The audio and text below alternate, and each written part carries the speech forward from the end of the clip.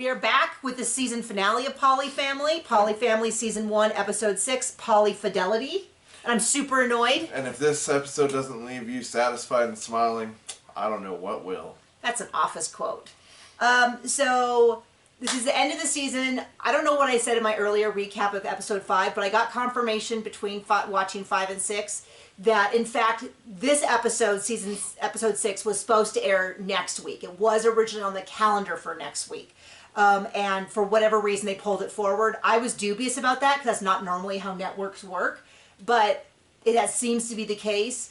A lot of people, their assumption is that TLC was like, just get this off the air because of stuff that you're hearing offline. They're just allegations, so I'm not going to get sued by repeating them. But if you want to know, you can go to the Reddit, or you guys can comment if you want to get sued.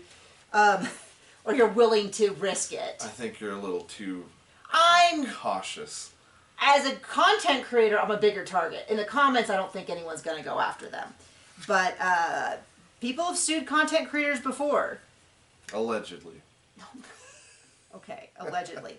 So we start off with Taya's mom, and the thing that's been driving me crazy for weeks, which Taya talks to her mom and is like, well, so Sean figured out that because he's a type B and the baby's an O, it can't be his baby. And her mom's like, what? She's like, I went to nursing school and I don't did the exact same thing I did, which is like, I know that there are... To be fair, unlike Sean, Taya's mom can read.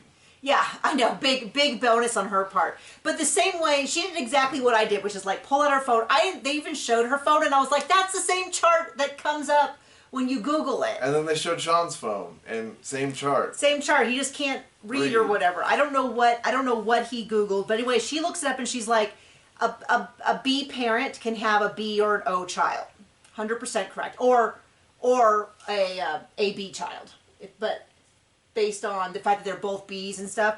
So now to tell you, how does Taya feel about it? She is relieved. She said, I've cried so much over this. So clearly the idea that it would be fine if it was Tyler's child was actually not the case at all, because she basically says that this is great news, this is amazing news, so all of that. Like a normal adult, she goes home and tells Sean privately and says she had nothing to be worried about or upset or blah, blah.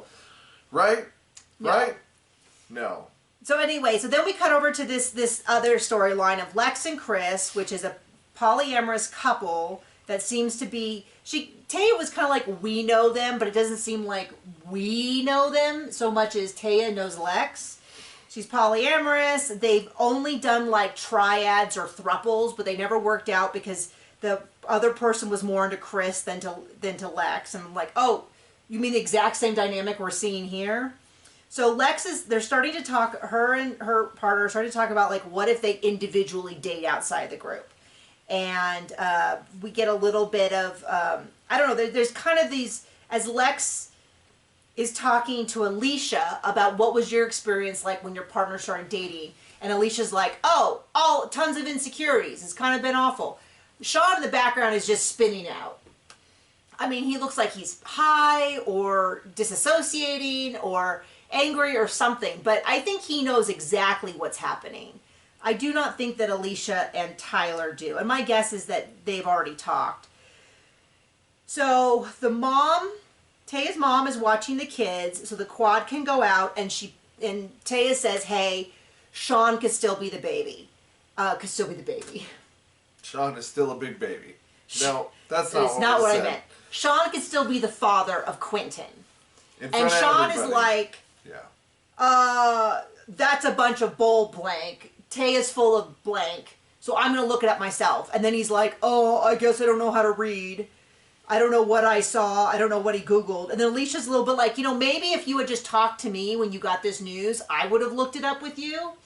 And then Tyler's a little bit like in private. He's like, so he got all mad at me and he wasn't even right? Well, I'm not going to bring it up because I think that magically Sean's going to see the error of his ways. And I'm like, oh my gosh, everyone in this group is such a wimp about everything.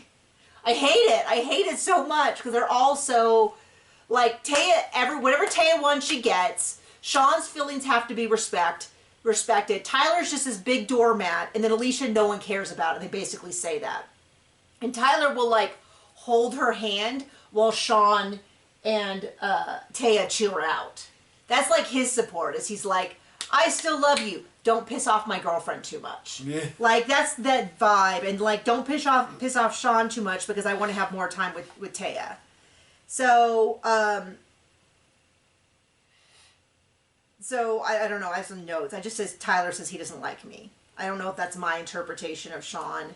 Sean does not seem to care about Alicia. I'm not seeing. They're like playing. Nobody really does. They're trying to play it off like, oh, he's just sarcastic. But I'm like, I've been around a lot of really sarcastic people, and he just seems. You can see the shift in how he talks to Taya, to Alicia, and you're like, one of them he loves, and one of them he keeps saying he loves, and he's willing to bang occasionally because apparently they're not really that often. So then Alicia's saying that she's really distanced from Sean, so she goes out, he's playing basketball, and she talks to him, and he's so defensive that if he was holding a shield and wearing like a full suit of armor, he couldn't be more defensive than he is when he's talking to her. And she's like, I just feel like we're distanced. And he's like, yeah, so? You know what I mean? Like, right? That's kind of his whole body language, is he just does not care about her, other than the fact that he has to sleep in her bed on the nights he doesn't get to be with the one he likes. Fair point. And then they kind of bring up the fact that he hasn't, he's like, well, what do you want from me? And she's like, to talk. And he's like, dumb. And then they're like, they admit that they basically haven't had intimacy in a while. And they're real cagey about what that means. And I always feel like it's like, on one hand, I have never in my life told a friend, you need to explain this to me. But like when the whole show is about their sex life and then they get real cagey, I'm like, okay, are we talking like 6 months? Or are we talking like 3 weeks? Not in a while. Or is it even like, I don't know what their life is like. Is it 5 days? You know what I mean? But my impression might be that if they have not had sex in 6 months, it kind of seemed... Here's your sign. Like, you know what I mean? Like, it definitely feels like I've seen this, I've seen this show before and I didn't like the ending. It's some quote. Is it the song before? I don't know. It's a quote from a music song, but I can't remember how it goes. So they go to an indoor playground with all the kids and Lex and Chris. And I guess I didn't care enough to write anything down about it. And then Alicia tried to talk to her dad, and her dad is like, declines to be recorded on camera. And I was kind of like, if you want to make things better with your dad, making him an entire storyline probably worked against that. And I don't know. The guy could be an absolute jerk. I don't know. I don't know. Or he could be like, I don't like this quad because I feel like this is abusive to my daughter, which I can't necessarily say right is wrong, or that it's unhealthy for the kids, or it's confusing for the kids, or that he's worried about having these strangers he doesn't know raising his kids. Like that, he might have really legitimate reasons for being concerned. Yeah, but it's a closed quad, so they're going to have consistency and just take care of each other. Or he could be a total jerk. I don't know where it lands on the spectrum because he has quite rightfully asked not to be involved in the show. But it really bothers me how little everybody seems to care about Alicia's feelings. Tyler occasionally is like, I'm really proud of her for working on this. But then you never hear him like standing up. Like, we would never be in this dynamic. But I know that if someone talked to me the way Sean talked to me, if Sean talked to me the way he talked to Alicia, there we go. Oh. Or if someone talked to me the way Sean talked to Alicia, either of those true. You would not just sit there and hold my hand and be like, don't piss off my girlfriend. Like, you would be like, dude, I do not like the tone you're using, but like, we wouldn't be in that dynamic at all. But, you know, it's like, I don't have a lot of, I don't know. So, Lex and Taya basically go out on a girls' date night. And the least surprising thing ever happens, which is Lex tells Taya, I'm interested in you. I have a crush. How do you feel? And Taya says the same. And they go, okay, are you interested in should I continue to have a conversation with Chris about this? And Taya's kind of like, I don't know. I don't know if the quad will go for it. And then we see Alicia and Sean go to a tantric sex instructor or something. And I'm a little side-eyed Alicia because she doesn't want to talk about, like, literally, like, anything about sex on camera, which on one hand I'm like, okay, well, then maybe you shouldn't have gone into a tantric sex thing, but then on the other hand, maybe she thought it would be more about emotions and you would talk about your feelings and like wanting to be emotionally connected and wanting to have him care about her or be nice to her or speak to her in a pleasing way or say things like I find you attractive, like anything at all. And but all we really see is them gazing into each other's eyes, and then she's like crying afterwards and she's like, I feel so loved and attractive. And I thought, oh honey, like if you're not getting that, which was him looking at her for 30 seconds, and that brings you to tears, I'm really concerned about what's really happening. Because it's like, the bar that she is asking him is so low, and he's still like running into it and being like, this is all so much. And then, the part that made me most upset, which it was very satisfying for me. Okay, I'm just frustrated because Taya sits down with the group and says, I am interested... With the closed quad. Closed quad. That they're in, because they're closed, so they're not dating other people. Except Taya, who just dated another person. But it's, you know... But they haven't had sex yet, so in their group it doesn't count as anything. Oh, okay. So Taya tells them she's interested in potentially having a relationship with Lex. Which, my impression is that everyone is open to that idea, except Tyler does say, does that mean we're no longer a closed group? And then everybody gets real defensive about that, a closed quad.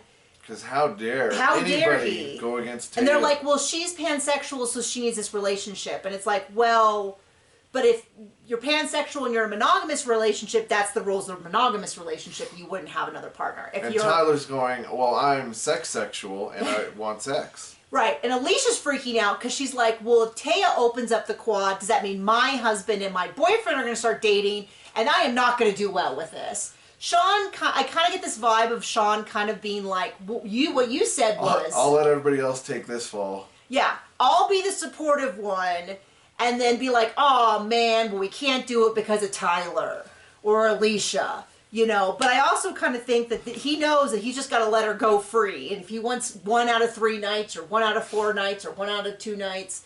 He just got to let her do what she wants to do. And I don't know, maybe he... I don't know, I felt it was a satisfying conclusion. Nobody's happy. Well, yay! Well, my thing is, they get real uppity with Tyler about, like... Because Taya's like, I didn't seek someone out. It was this organic connection. But then I'm like, you said at the beginning that you thought she was beautiful from the very beginning. Like, it was pretty clear the way she talked about it, that she always had her eye on Lex and was just having a little fun. And now was considering taking to the next thing. And Tyler's like, well... But they're like, well, you know, if you had an organic connection, and he's like, no, I don't, because I shut that down because I'm in a closed quad. So I feel like what he's saying is, you sort of have been dabbling, dipping your toes into something, and now you feel like that sort of, excuse the language, kind of backdoored this other thing. I'm sorry. It is a correct usage of that term. Let me try something different. So she sort of snuck someone in through the radar where she's like, oh no, this thing happened and it was totally beyond my control. Even though I was like, I can hear how you two are talking about each other. That, like, if you were talking to someone like that, I would be like, absolutely not, vice versa. But it's one of those things where you go, she's trying to play this like, oh, it's an organic thing and I'm not being fulfilled in my relationship. But how dare you imply that you might have another interest? And I'm like, whoa, whoa, whoa.